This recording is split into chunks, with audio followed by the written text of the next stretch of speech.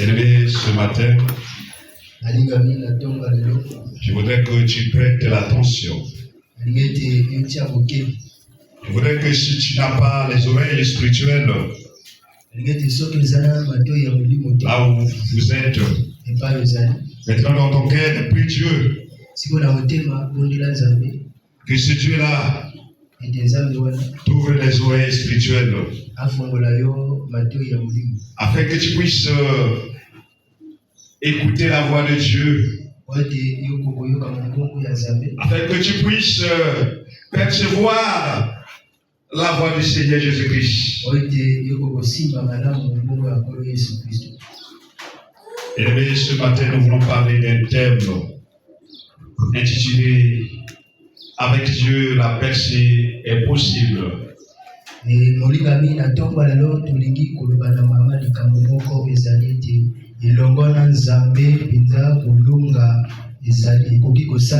appelés, la percée c'est une issue de sortie, ça va être une.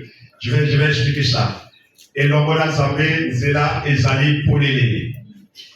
avec Dieu, la percée est possible. Et le sujet de ce matin, c'est au crépuscule.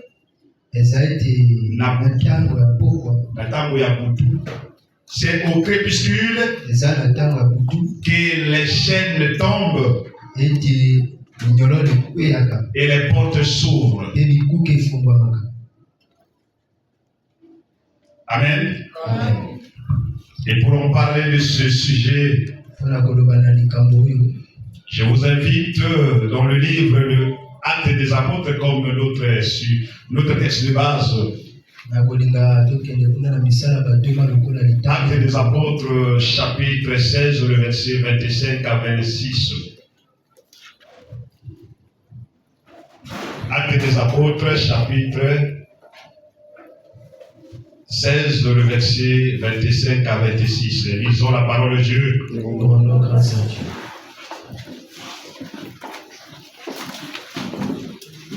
Vers le milieu de la nuit, Paul et Silas priaient et chantaient les louanges. Chantaient les louanges de Dieu. Et les prisonniers les entendaient. Et tout à coup, il se fit un grand tremblement de terre, en sorte que les fondements de la prison furent ébranlés. Au même instant, toutes les portes s'ouvrirent et les liens de tous les prisonniers furent rompus. Amen. Amen. Nous pouvons nous asseoir.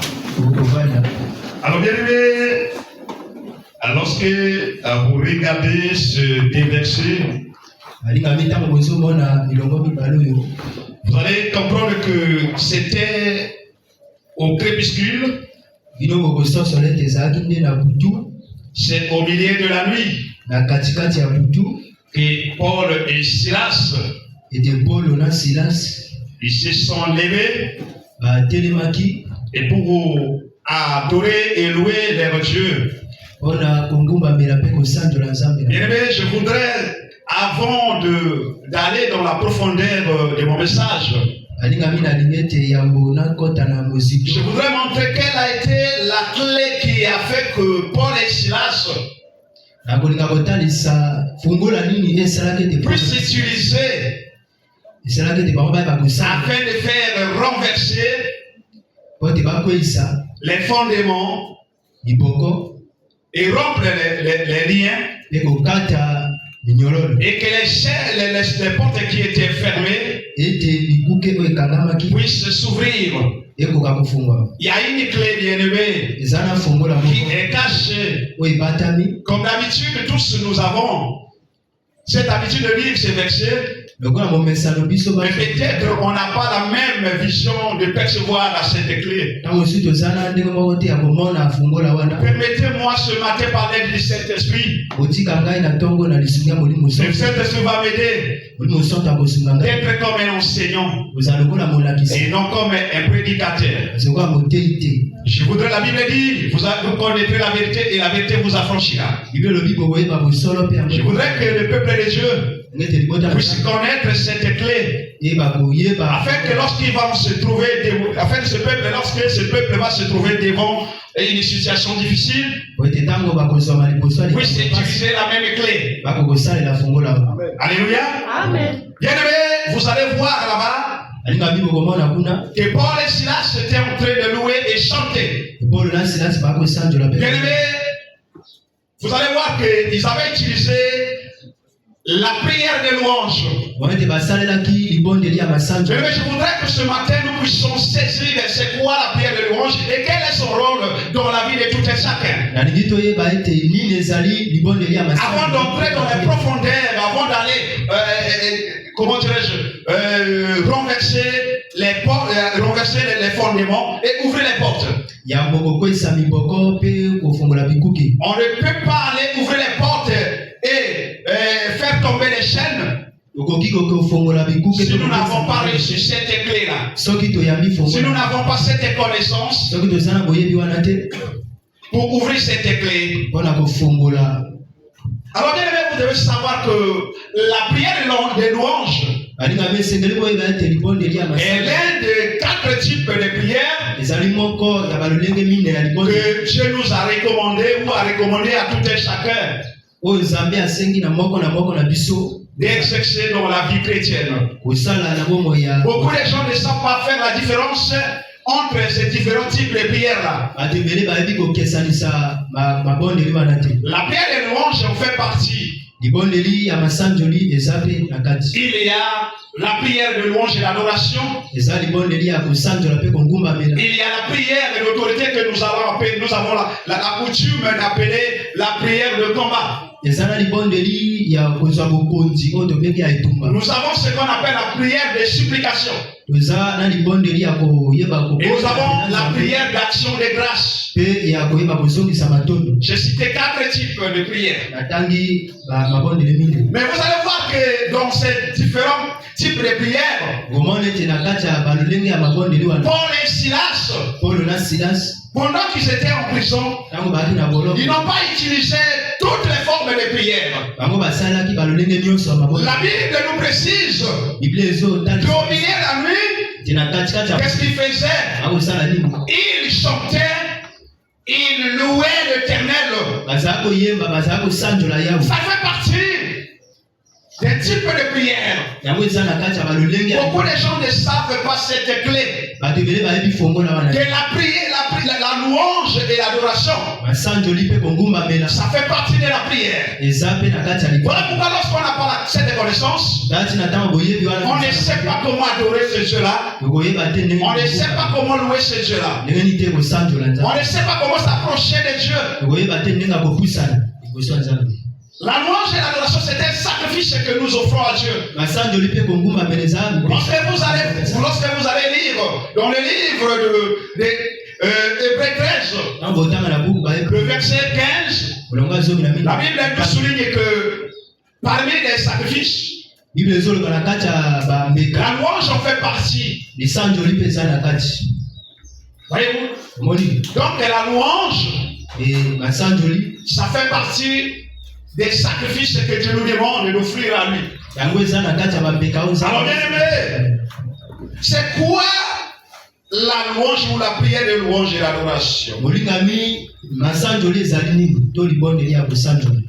Après avoir cité ces 4 différents types de prières, je voudrais que toi et moi nous prenions le livre d'Ésaïe 12, les versets 4 à 6 pour en donner la meilleure définition de la prière de louange et l'adoration.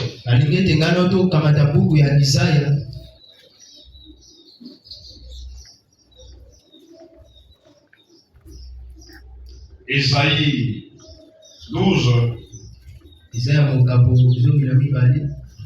le verset 4 Jusqu'à 6, lisez la parole de Dieu. Et vous direz en ces jours-là, louez l'Éternel, invoquez son nom, publiez ses œuvres parmi les peuples. Rappelez la grandeur de son nom, célébrez l'Éternel, car il a fait des choses magnifiques. Qu'elle soit connue par toute la terre. Poussez les cris de joie et l'allégresse. Habitants de Sion, car il est grand au milieu de toi, le Saint d'Israël. Bien-aimés, en lisant ces versets, vous allez comprendre que la prière de louange et d'adoration, c'est un acte puissant de reconnaissance et d'adoration vers Dieu. C'est un acte puissant. La prière de louange, je vais peut-être partir si doucement pour ceux qui écrivent. La prière de louange et l'adoration, c'est un acte puissant de reconnaissance et d'adoration qu'on élève à Dieu. C'est aussi un moyen d'élever nos cœurs vers Dieu, malgré les vents et les tempêtes. Voyez-vous, malgré des circonstances.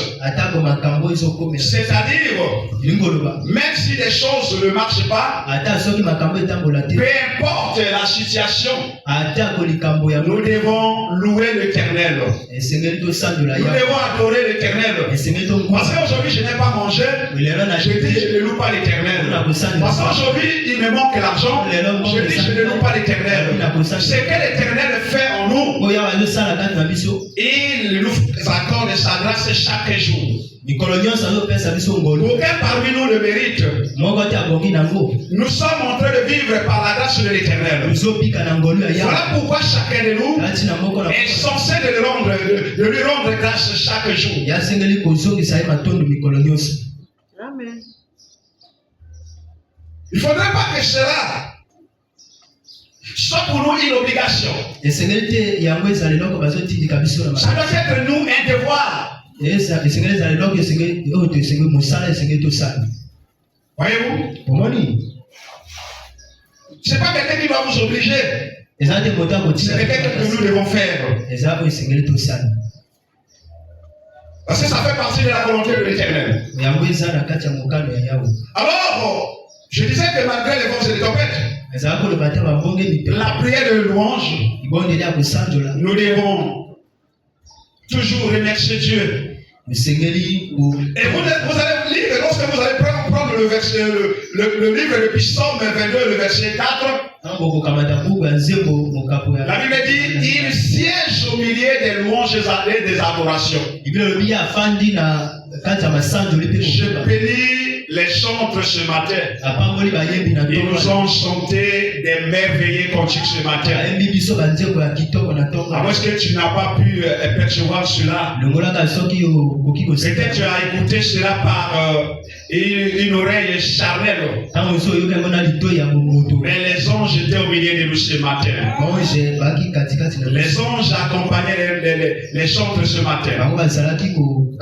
Ils ne vont jamais goûter lorsque les chantres chantent. Il ne faut jamais être incrédule. Celui qui donne la force, c'est le Seigneur Jésus-Christ. Celui qui donne les capacités, c'est le Seigneur Jésus-Christ. Tous nous avons des faiblesses. Rien n'est capable de faire quelque chose sans que l'Éternel ne puisse lui porter un appui. Sans l'appui de Dieu, nous ne pouvons rien faire. Cela est écrit dans la Bible, n'est-ce pas? Cela est écrit dans la Bible. Est-ce que vous ignorez cela? Voyez-vous? La prière de louange, quel est son rôle? Je voudrais dire, quel est le rôle de la prière de louange? La prière de louange nous pousse à nous rapprocher et expérimenter la présence de Dieu chaque jour. Ça nous poussait de voir les choses d'une manière plus claire par rapport aux autres.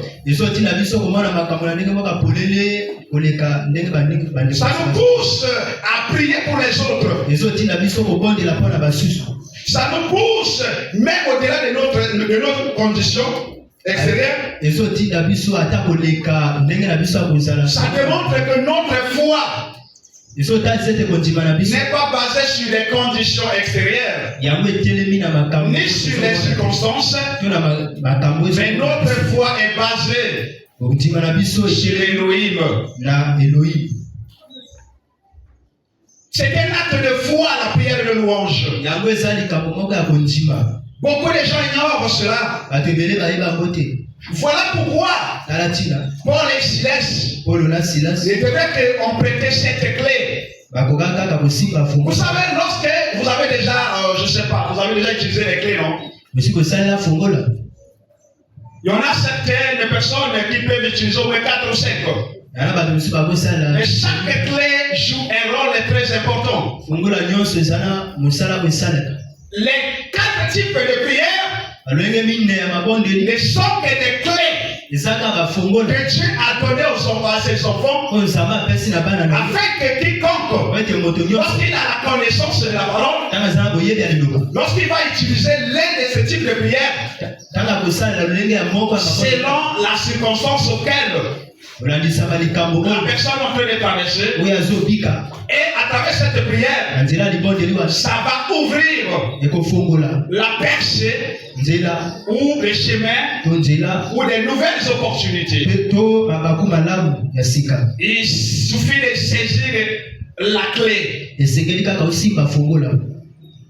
Voilà pourquoi les enfants de Dieu, si nous n'avons pas cette connaissance, nous pouvons utiliser toutes les clés de la même manière. Mais ce ne sera pas normal comme ça. Or, toutes les clés n'ont pas la capacité, voyez-vous, peut-être ouvrir, je ne sais pas s'il y a au moins 4 portes. Il y a l'autre qui peut ouvrir l'autre porte. Il y a aussi l'autre qui peut ouvrir, je ne sais pas, l'une des clés peut ouvrir aussi l'autre porte. Voilà pourquoi il faudrait que nous ayons cette connaissance afin d'utiliser cette clé-là. Voyez-vous, je suis encore dans la prière de louange. Voilà pourquoi dans Acte 16, le verset 25, Paul et Silas avaient utilisé cette clé.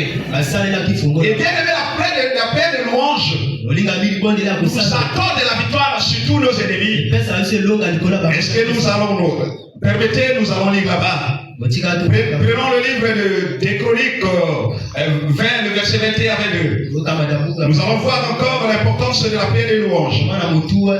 Comment ça fait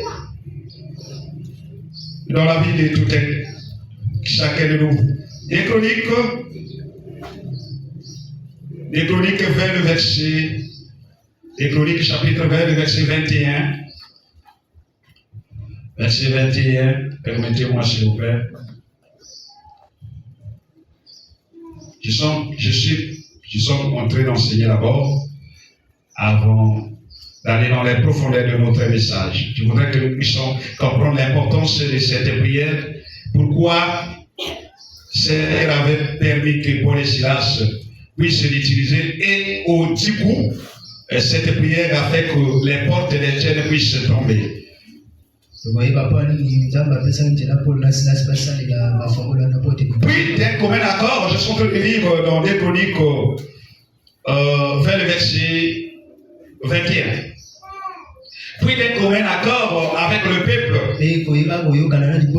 il nomma les chantres qui revêtus d'ornements sacrés,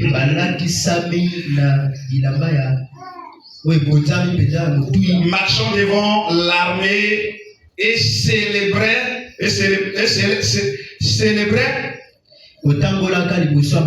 l'Éternel en disant, louez l'Éternel, car sa miséricorde dure à toujours. Maintenant écoutez le verset 22.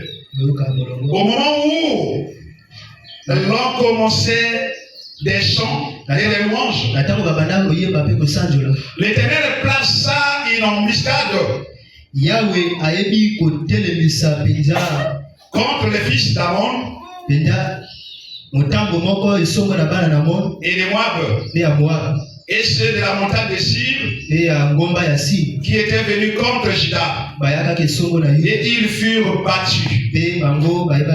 On n'a pas placé l'armée devant. Pourtant c'était Josaphat qui était en face de ses ennemis. Mais il avait reçu la vision de l'Éternel qu'il devrait placer d'abord les chantres afin de louer l'Éternel, d'adresser leur reconnaissance à l'Éternel. Et la Bible nous dit qu'au moment que l'on plaçait les chantres debout, Dieu a placé une embuscade. Et dans ces combats, les chantres de Josaphat et son peuple, ils n'ont pas fourni les efforts pour combattre les ennemis. Dieu lui-même a pris la chose en main. Alors bien aimé, la prière de louange, c'est une clé qui nous permet d'ouvrir des chemins inattendus, qui nous fait rentrer dans des occasions favorables, qui nous introduit dans des percées nouvelles. Alors, c'est quoi comme c'est notre thème de ce matin? Voilà pourquoi quand Pierre et Paul et Silas ont compris cela, lorsqu'ils ont constaté que les chaînes et les prisons, les portes, les chaînes sont tombées et les portes sont restées ouvertes, il y a eu une percée pour eux. Alors je voudrais poser la question, c'est quoi la percée? Parce que c'est notre thème. La percée, c'est une avancée, ça allait de l'avant. La percée, c'est une innovation. La percée, c'est avoir de nouvelles opportunités. La percée, c'est avoir une issue de sortie. Voilà pourquoi nous avons dit qu'avec Dieu, la percée est possible. Pendant que Paul et Silas étaient dans la prison, Dieu était avec eux. Bien aimé, même si tu es dans la prison, n'oublie pas que Dieu n'est pas avec toi. Pendant que tu es dans la prison, pendant que tu traverses le moment difficile, il est avec toi. Alors c'est quoi les crépuscules? Les crépuscules, c'est un moment où la lumière et la nuit se confondent. C'est un moment qui commence, si nous voulons fixer cela par en ce qui concerne le temps. C'est un moment qui commence à partir de 18h et jusqu'à minuit. C'est un moment où le ciel reste ouvert et que le monde des ténèbres s'agite pour faire les défis aux enfants de Dieu. Voyez-vous? Mais pendant ce moment-là, beaucoup des enfants de Dieu sont en train de rêver. Beaucoup des enfants de Dieu sont en train de dormir. Beaucoup des enfants de Dieu ne savent pas que l'ennemi, lui, il ne dort pas. L'ennemi multiplie des stratégies pour combattre les enfants de Dieu. Voilà pourquoi Paul et Silas, en ayant la révélation, ils savaient que à ce moment-là, le moment des crépuscules, il ne pouvait pas rester debout, il ne pouvait pas rester bouche bée, il allait rester debout pour demander à l'Éternel de leur porter le secours en utilisant la prière de louange, en utilisant la prière d'adoration. Ils avaient utilisé parce qu'ils avaient la révélation. Qu'en est-il de toi et de moi? On est crépuscules bien-aimés. Oh, permettez-moi s'il vous plaît. Les crépuscules bien-aimés, c'est pour lorsque nous sommes en train de traverser des moments difficiles. C'est lorsque les choses ne marchent pas dans votre vie. C'est lorsque les choses ne semblent pas marcher. C'est lorsque les promesses ne semblent pas marcher. C'est lorsque les projets ne semblent pas marcher.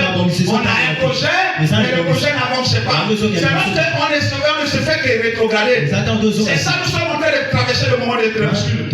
Mais n'oubliez pas que le désert, bien aimé, lorsque il y a certaines personnes, lorsque vous traversez le désert, mais beaucoup de gens pensent que le désert, c'est vraiment la souffrance. Je vais vous dire que le désert n'est pas la souffrance. Dans le désert, il y a la gloire. Dans le désert, la gloire de Dieu marche avec les enfants de Dieu. Dans le désert, je vais vous dire une chose. Le désert n'est autre que le corps. Le corps d'apprentissage, c'est là où Dieu est en train de transformer ses débuts.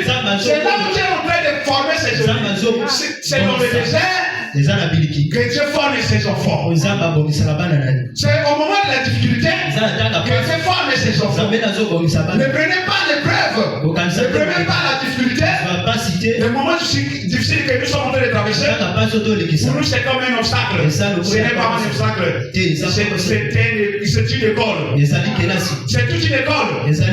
Vous avez écouté le témoignage de Sœur Nina. Dieu a fait grâce. Sœur Nina. Est-ce que Dieu t'a pas dit que vous allez rentrer dans l'abondance? Qu'est-ce que Dieu avait dit? Oui, je vais vous dire une chose. Dieu a fait de telle sorte que quand vous avez regardé le riz dans le songe, l'interprétation du songe disait quoi? Est-ce que vous pouvez dire ça à l'église? Qu'est-ce que l'église, qu'est-ce que le Saint-Esprit a dit? Le riz montrait quoi? Oui, maintenant l'interprétation disait quoi? Dans l'abondance, et tu vas palper des choses au-delà de ce que tu palpais bien avant. C'est là cette accomplissement. Lorsque tu parles, bien-aimé, lorsque tu parles, la chose va s'accomplir. Lorsque tu parles, la chose va s'accomplir. Voilà pourquoi il dit, donc Esaïe 14, le verset 24. Il dit l'Éternel agirait ce qu'il a décidé, ce qu'il arrivera, ce qu'il a résolu, c'est ce qui va s'accomplir. Nous avons tous les promesses. Mais n'oubliez pas que le monde auquel nous sommes, oui, nous sommes dans un monde de combat. Nous ne devons pas rester, bien aimé, fermer la bouche. Vous n'êtes pas prié, vous ne pouvez pas chercher Elohim. Parce que ce monde-ci, ce n'est pas à nous. Le temple est animé. Mais pourquoi nous sommes en train de dormir? Le crépuscule, c'est le moment où, oui, les âmes devaient s'aimer livrées. Le crépuscule, c'est le moment où on peut changer votre destinée. On peut changer votre grâce. On peut changer votre avenir. On va lire ça tout à l'heure. Comme ça, vous allez comprendre. Si vous ne pouvez pas vaincre la nuit, vous n'avez pas la capacité de vaincre le jour. Si vous ne pouvez pas vaincre la nuit, vous ne pouvez pas vaincre le jour. C'est le spirituel qui domine le physique. Ce qui se passe la nuit, le jour n'est autre que la copie de ce qui se passe la nuit. Si vous voulez comprendre la nuit, les choses du monde ténèbres, comprenez ce qui se passe le jour. Voyez-vous, nous allons aller dans les profondeurs pour comprendre qu'est-ce qui se passe là-bas. Dans le monde des ténèbres. Alors pourquoi nous sommes en train de dormir? Allez là-bas, lisez. Je disais tout à l'heure que pendant que nous dormions, lui l'examen, il vient s'aimer.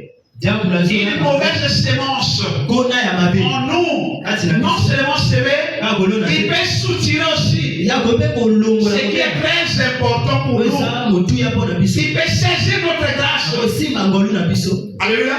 Amen. Lisons Matthieu 13. S'il y a quelqu'un qui est rapide, s'il vous plaît, aidez-moi. Vous allez lire Matthieu 13, je vais interpréter Matthieu 13, le verset 24, et vous prenez Éphésiens 5, le verset 14 à 16, c'est par là que je vais interpréter les deux versets. Aidez-moi s'il vous plaît. Matthieu 13, le verset 24, 25. Matthieu chapitre 13, verset 24. Non, on parle pourquoi dormir. Oui, vas-y. Il leur proposa une autre parabole. Et il dit, le royaume des cieux est semblable à un homme qui a semé une bonne semence dans son champ.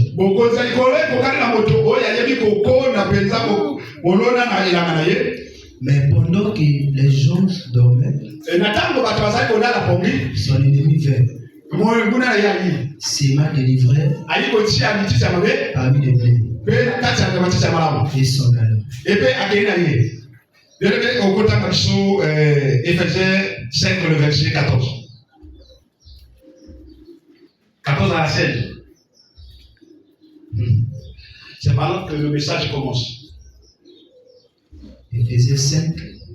Le verset 14, le verset 14 à 16. C'est par là que le message commence. Verset 14 à 16. Ah. C'est pour cela qu'il est dit, réveille-toi, toi qui dors.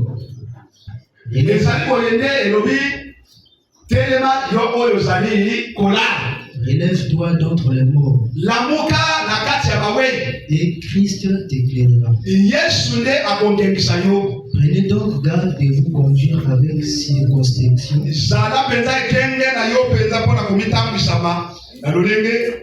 Non comme des insensés, mais comme des sages. Rachetez le temps, car les jours sont mauvais. Rachetez le temps car les jours sont mauvais. Bien aimé, il y a un mauvais jour pour nous les chrétiens. Il y a un mauvais jour pour nous les chrétiens. Le mauvais jour c'est le crépuscule. Le mauvais jour c'est la nuit. Le mauvais jour c'est pendant que tu traverses le moment difficile. C'est ça, c'est un mauvais jour pour nous. Ça c'est un mauvais jour pour nous. Bien aimé, vous allez constater ici que pendant que les enfants de Dieu dormaient, oui, le diable, il est venu, il a semé l'ivraie. Il a semé l'ivraie. Ça peut être, l'ivraie, ça peut être, je ne sais pas, ça peut être le cancer. Ça peut être un mauvais sort. Ça peut être, je ne sais pas, qu'est-ce que vous pouvez imaginer. Mais non seulement ça. Et vous allez voir que les gens étaient en train de dormir. Et Christ nous interpelle ce matin. Réveille-toi, toi qui dors. Alors, dormir ici, il ne s'agit pas du sommeil normal. Ici, la Bible ne parle de dormir ici. Il s'agit du sommeil spirituel. Alors, dormir ici, ça montre quoi? Que les saints nous aident. Dormir ici, c'est l'image de quelqu'un qui a perdu la foi à cause des soucis, à cause des inquiétudes de ce monde. C'est celui qui est tombé dans le relâchement dans la foi. Dormir, c'est tomber profondément dans la vie des distractions. Suivez-moi très bien. Suivez-moi très bien. Dormir ici, le contexte que la Bible nous parle ici, c'est celui qui est tombé dans le relâchement de la foi à cause des soucis, à cause des inquiétudes du monde. On voulant tout gagner, on a les attentes. On fait tout par le même jour. Comme ces choses n'arrivent pas, maintenant, on tombe dans la vie des rétrogradations. On perd l'espoir, on perd la foi, parce qu'on a tellement attendu, la chose n'arrive pas.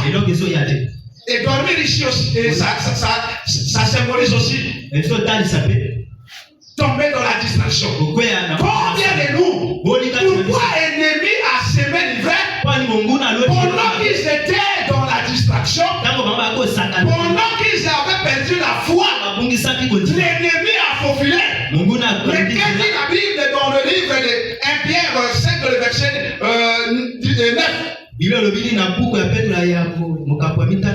D'abord, il nous avertit. Au verset 8, il dit ceci. Veuillez prier. Votre adversaire les a déroulés tout autour de vous comme un lion rugissant. Cherchons qui il dévorera. Mais beaucoup s'arrêtent sur le mot là. Il faut à partir de maintenant, il faut descendre au verset 9. Le verset 9 dit quoi? Résistez-lui avec quoi? Résistez-lui avec quoi? Avec la foi. On ne peut que résister devant le diable. Maintenant, la Bible dit quelque part, sans la foi, il est impossible de lui être agréable. Et tout est possible à celui qui... Mais qui n'a pas reçu cette révélation? Tout est possible à celui qui croit. Paul et Silas avaient la foi. Paul et Silas avaient la foi. Je disais que louer l'Éternel, c'est un acte de foi. Pendant que je donne la définition, c'est un acte de foi. Une foi qui est basée sur Jésus et non sur les hommes. Paul et Silas avaient la foi. Voilà pourquoi en ayant cette révélation, il ne pouvait que se lever la nuit. Et beaucoup d'entre nous, nous avons perdu cette habitude-là. Combien sont plongés dans ce sommeil spirituel? Combien ont perdu leur grâce, à cause de ce sommeil-là, à cause de la distraction. Combien ont perdu l'héritage, la grâce que Dieu a donnée, à cause de la distraction. On regardant la télé toute une journée,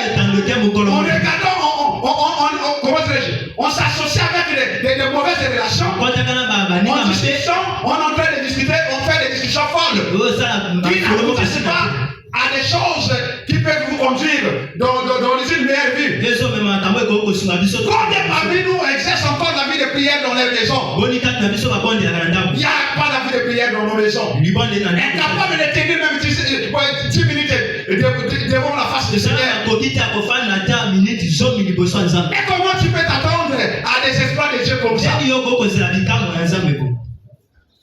Mais la paix, c'est toute une arme offensive et défensive que Dieu nous a donnée pour faire face à l'ennemi. L'ennemi refusait de prier, c'est refuser de bénéficier du secours de Dieu. Parce que la prière, c'est la volonté de Dieu. De la même façon que nous faisons nourrir notre corps. Là, je parle sur le plan physique. Oui, notre âme doit aussi manger. Pourquoi ne pas prier, bien-aimé? Mais regardez Isaac. La Bible dit sa femme était stérile. Et cette fois-ci, Isaac, il a utilisé la pierre d'explication. On dit que Isaac implora le Seigneur. Isaac implora le Seigneur. Mais la stérilité a assez duré. Mais le jour-là, Isaac s'est décidé.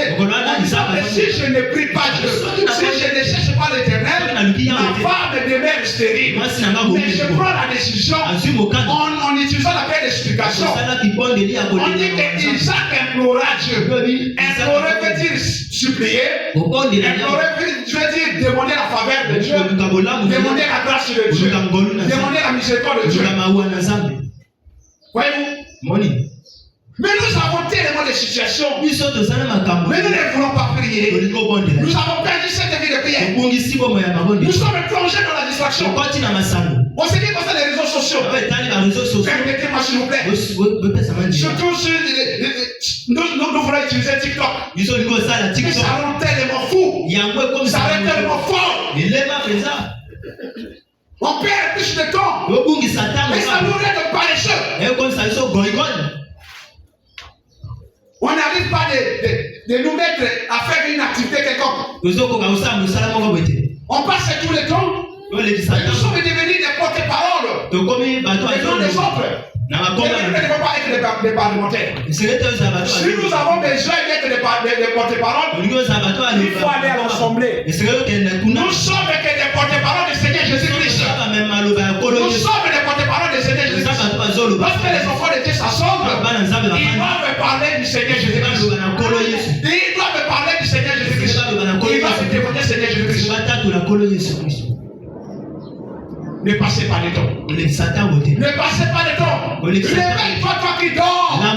Parmi les morts. Mais un mort ne se souvient plus de quelque chose. Donc, la Bible dit ceci. Que nous sommes parmi les morts. Donc, on ne fait absolument rien. Un mort n'a plus de vie. Un mort n'a plus de vie. Dans toutes les activités. Ça ne marche pas. Je disais que pendant ce moment-là, pendant que les ciels restent ouverts pour attendre la prière de ses enfants, le monde des ténèbres s'agite. Le monde des ténèbres se complote. Le monde des ténèbres est en train de faire des échanges. Voyez-vous? Lisons, bien aimés. Lisons 1 Roi 3, le verset 20 à 21. Vous allez voir comment le monde des ténèbres peut faire l'échange, peut ravir ta grâce. Peut changer aussi ta grâce. Peut voler ta grâce. Lisons là-bas. Esaïe. À cause du sommeil, vous pouvez perdre votre grâce. Mais lisons, c'est la Bible qui est là. Lisons 1 Roi 3, le verset 20 à 21. Aidez-moi s'il vous plaît. Je vais seulement interpréter. 1 Roi 3. C'est les deux femmes prostituées. Vous connaissez l'histoire. Je vais seulement retirer quelque chose là. C'est mon message, je l'ai passé là. 1 Roi chapitre 3, verset 21. 20 à 21. 20 à 21. Elle s'est levée au milieu de la nuit. Ah, c'est au milieu? Ah, et vous écoutez le message? Vous écoutez le message? Elle s'est levée au milieu de là.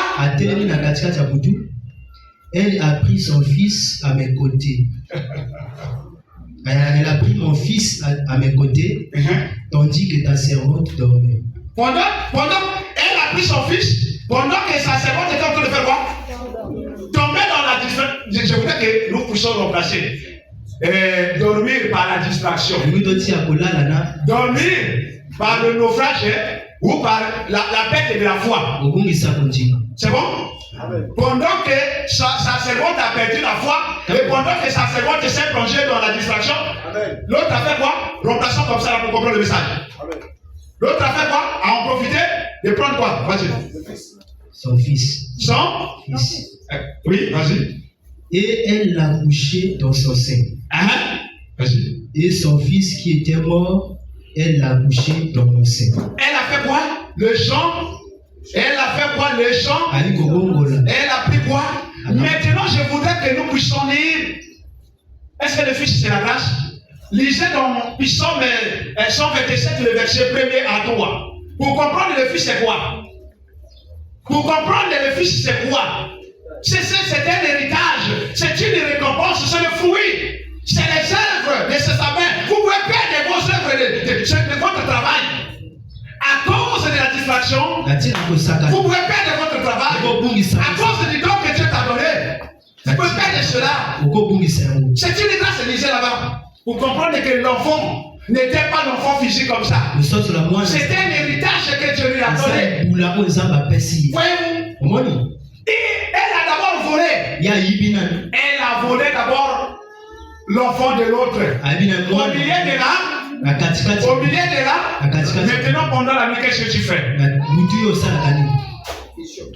Maintenant pendant la nuit, pendant que le monde est ténèbres en train de s'agiter, qu'est-ce que tu fais pendant la nuit? Tu dors? Tu tombes dans la distraction. Voilà pourquoi les choses ne marchent pas dans notre vie. Voilà pourquoi nous voulons palper des choses, mais nous n'arrivons pas à les palper parce que nous sommes dans la distraction. Nous devons sortir de ce sommeil-là. Et nous avons perdu le temps. La Bible dit racheter le temps. On ne peut que racheter quelque chose qu'on a déjà perdu. Je voudrais dire quelque chose. Selon le livre de Genèse, lorsqu'un homme a péché, Dieu s'est fâché en disant ceci. Désormais, je vais établir au moins l'âge de l'homme sur la terre à 120 ans. C'est bon? Je voudrais que tu comprennes le renseignement. À 120 ans. Maintenant, fais les 120 ans, moins l'âge que tu en as maintenant. Maintenant, tu vas comprendre le temps qui te reste. Quand tu continues à rêver, il te reste combien? On a perdu le temps dans des choses inutiles. Mais nous devons racheter ce temps-là. Avec Dieu, la personne est possible. Rien n'était possible à Dieu. Prenez la décision de se réveiller parmi les morts. Voyez-vous? Paul et Silas. Pendant qu'ils priaient ce Dieu-là. Pendant qu'ils avaient demandé le secours de Dieu. Et qu'est-ce que Dieu a fait? Mais Paul et Silas ne s'imaginaient pas qu'un jour, mais ils n'avaient pas un avocat. Ils n'avaient pas quelqu'un qui pouvait défendre leur cause. Mais ils avaient quelqu'un qui est au-dessus de tous les noms. Seigneur Jésus-Christ. Bien, nous devons nous confier à ce Dieu.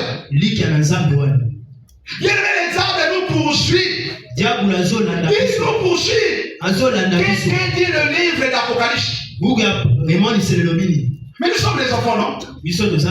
Apocalypse 12, le verset, à partir du verset 15, à partir du 10e verset, on descend. Surtout le verset 12. Il est animé Dieu est grand de colère. Il est animé.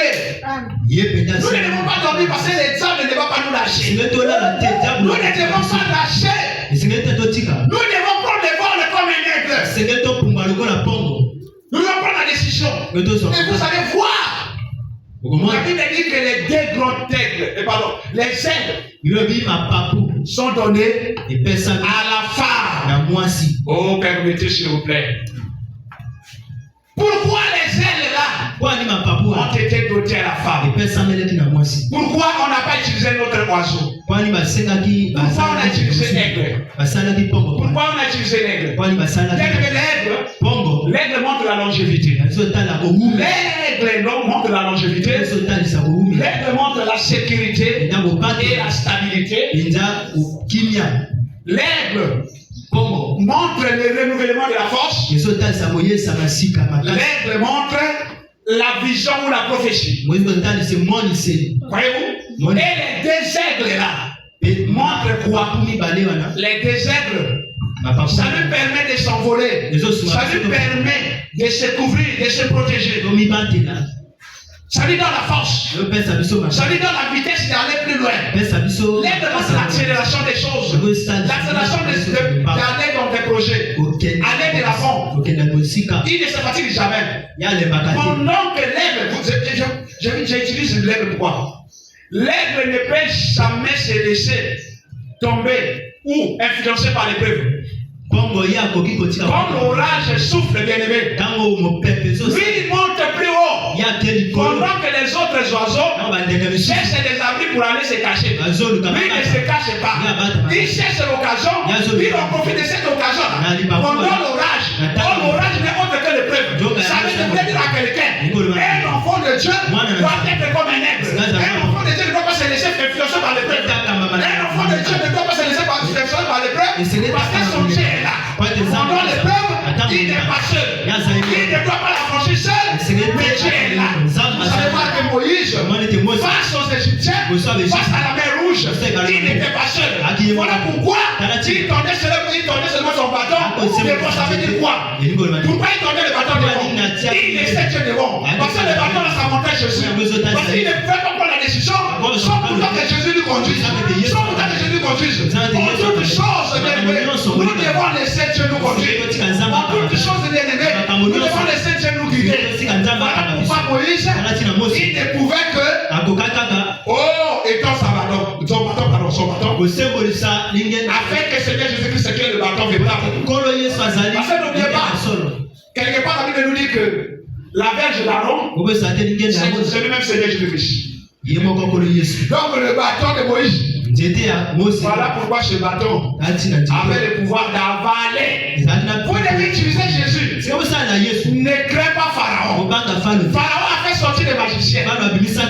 Oui, le bâton de Moïse, c'est le gros serpent qui avale les petits serpents. Le bâton de Moïse, ton bâton, c'est le gros serpent qui avale les petits serpents.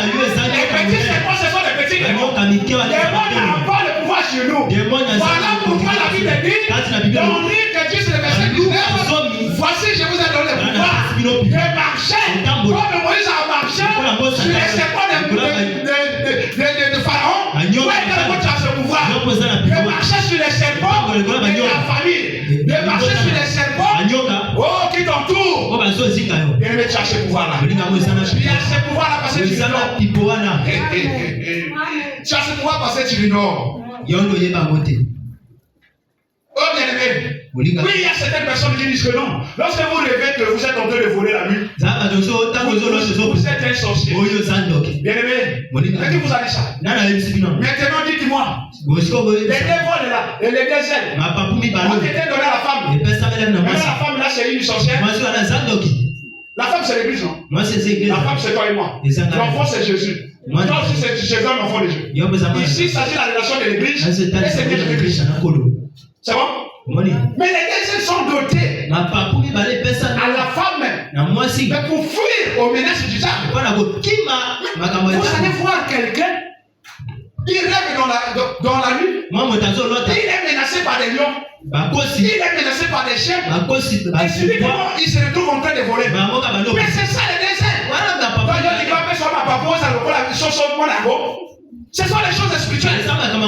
En face d'une ménage, si vous êtes en train de voler, dites que Dieu est en train de vous protéger. De la même façon qu'il a fait pour la femme, il doit vous protéger autant qu'il vous. Oh!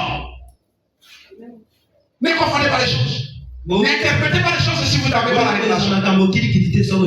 Mais cela ne veut pas dire que voler la nuit. Il y a aussi l'initiation. Mais selon les contextes. Pour que quelqu'un puisse interpréter les songes, il va d'abord comprendre les contextes. Il y a des contextes dans les contextes. Nous avons la forme et les formes. La forme, c'est les symboles là. C'est les écritures là. Le fond, c'est la profondeur. C'est l'idée qui est cachée. À travers les symboles, le fond est toujours comparé à la parole de Dieu. Celui qui veut interpréter les songes, celui qui veut interpréter la prophétie, celui qui veut interpréter la vision, il doit pas avoir le discernement, il doit avoir la sagesse. Parce qu'il y a certaines personnes, même si la chose est réelle, il ne faut pas que j'ai la sagesse pour bien parler. Ce qui bataille, c'est là que maman a eu mon tasson local. Donc il faut que celui qui a eu mon interprétation, lui que maman a eu mon tasson local. Mais c'est pour diviser la famille.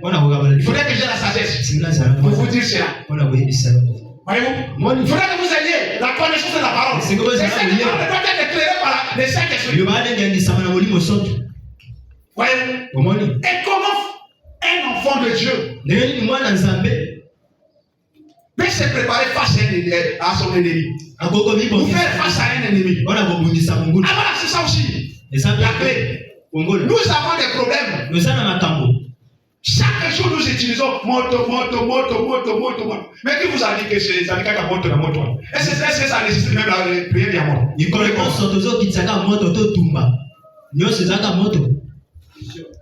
que c'est une côté sauver la moto? Peut-être moto ils ont pas une moto.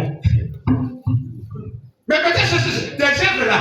Des œuvres font que tu traverses des moments difficiles. Ça veut dire le malheur devient ni de la poussière, ni du sol. Il y a une cause.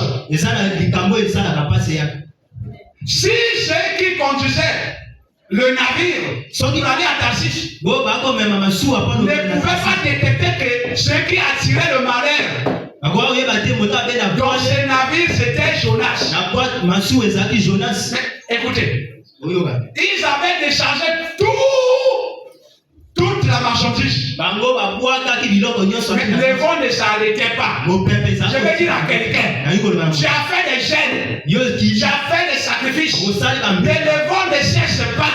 Il y a quelque chose qui ne marche pas. Il faut détecter cette chose-là. Il fallait détecter Jonas qui nous attire ce malheur. Il faut poser la question. Qui attire ce malheur-là? Est-ce que c'est moi? Est-ce que c'est ma famille? Est-ce que c'est l'ennemi? La Bible dit dans le livre de Psaume 32, le verset 10. L'ennemi beaucoup de douleurs sont de la part de l'ennemi. Mais ceux qui se confient en l'Éternel ne sont privés d'aucun bien. Beaucoup de douleurs bien sûr. Mais les douleurs, toutes les douleurs, n'émanent pas de l'ennemi. Nous devons faire extrêmement attention. Nous devons avoir cette boussole qui va nous orienter. Pourquoi dormions-nous? Pourquoi dormions-nous? Pourquoi nous sommes tombés dans la distraction? Sortez de la distraction, bien-aimés. Nous devons sortir de la distraction. C'est au crépuscule, bien-aimés, ou pendant la nuit, que l'ennemi blague. Prends notre vie à gage. Prends notre vie à gage. Cette femme était en train de dormir. Mais n'oubliez pas. Oui. Vous savez que c'est Laban a fait pour Jacob? L'échange. Je disais tout à l'heure.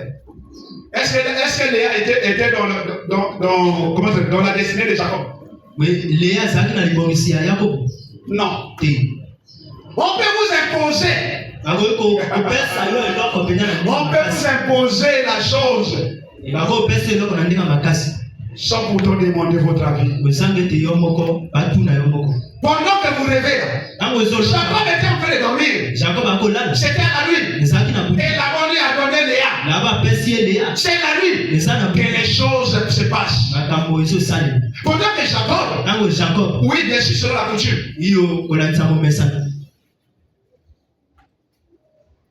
Selon la coutume, bien sûr,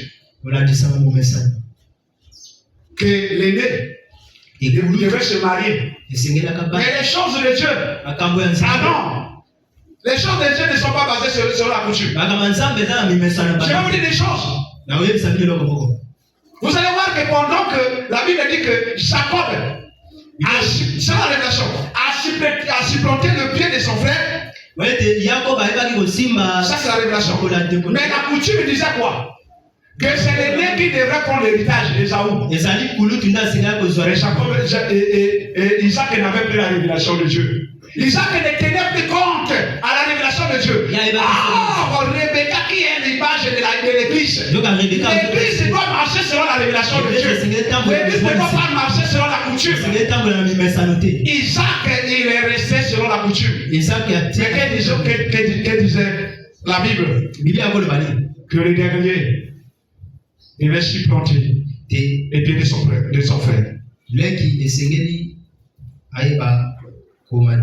Alors bien aimé, nous devons nous sortir de ce moment-là. Vous allez voir que pendant que Pierre aussi, il s'est trouvé en prison, les autres se sont réunis dans la maison de Marie. Marie qu'on parle ici, ce n'est pas Marie, mère de Jésus. C'est Marie, mère de Marc. C'est Jean, c'est Jean, nommé Marc. Voyez-vous? Les gens se sont réunis pour prier. La prière, ça ne doit pas être une obligation pour nous. C'est pas Dieu ne doit pas nous inviter pour prier. Nous devons à tout prix prier Dieu pour les gens qui sont malades, pour nous-mêmes. Voyez-vous? Nous ne devons pas se laisser influencé par le monde des ténèbres. Et vous allez voir que pendant la nuit, Gédéon a renversé l'autel. Qu'est-ce que toi et moi nous faisons la nuit? Dieu est souverain. Vous allez voir là-bas que Dieu aussi a la capacité de donner l'interprétation à un païen. L'interprétation des choses à un païen.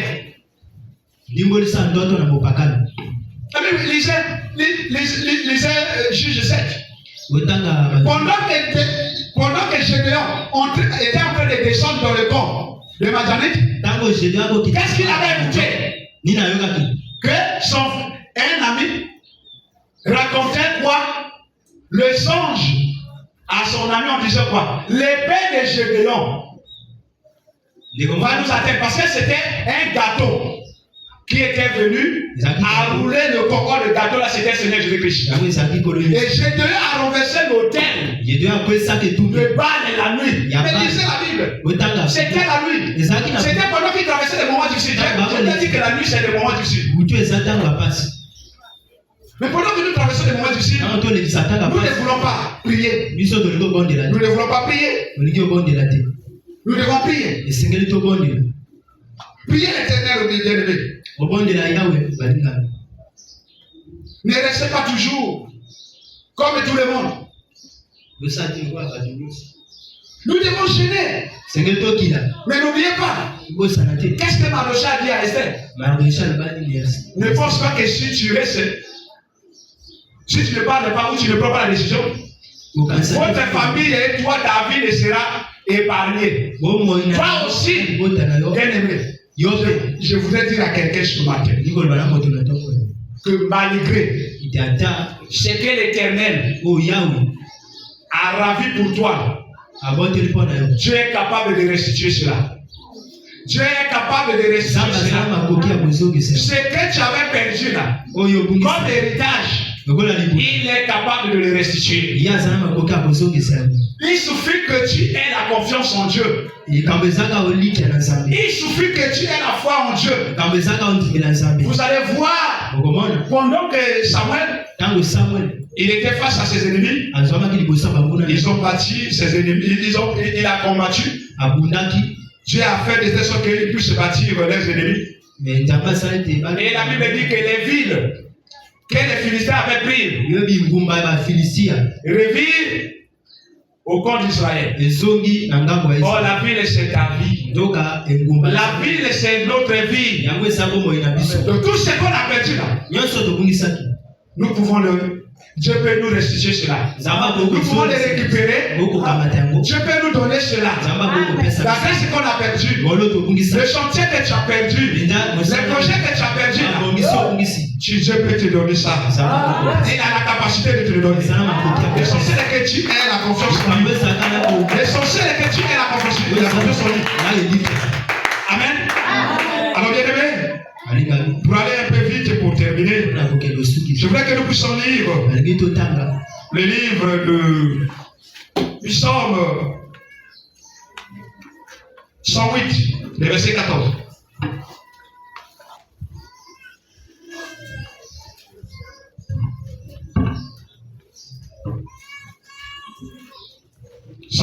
Verset 14. Psaume 108, verset 14. Avec Dieu, nous ferons des exploits. Avec Dieu, nous ferons des exploits. Et il écrasera nos ennemis. Bien-aimés, avec Dieu, nous ferons des exploits. Paul et Silas étaient avec Dieu. Pendant qu'ils avaient demandé le secours de Dieu. Voilà pourquoi notre frère David dit ceci. J'élève mes yeux vers les montagnes, d'où me viendra le secours. Les yeux vont pas d'ici. C'est les yeux de la foi. La foi n'est pas basée sur les choses physiques. La foi, c'est la démonstration des choses qui n'existent pas. Amen. C'est les yeux de David ici. Quand David parle de ses yeux ici, c'est pas les yeux physiques. La Bible dit les justes vivant par la foi. Et non par la vie bien-aimée. Tout est possible à celui qui croit. Alors bien-aimés, oui, pour en sortir de la distraction, dans le sommet spirituel, et pour